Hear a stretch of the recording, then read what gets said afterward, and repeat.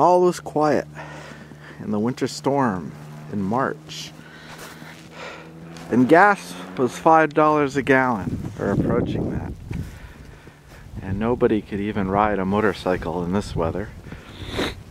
We're having the big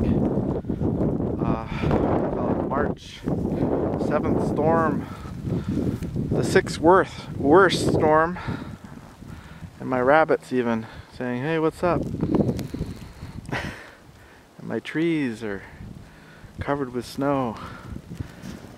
Hard to think that in just a few weeks it'll be you know, leaves on the trees, wonderful out, and the bus is hibernating.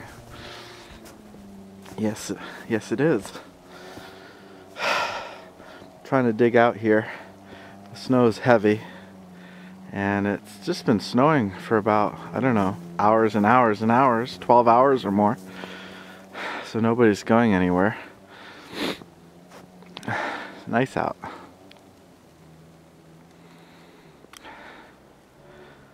Stay at home by the fire. Tell a bedtime story. Have a cup of coffee or tea. Hi, Mr. Bus. Yep. Winter time. It's a quiet time.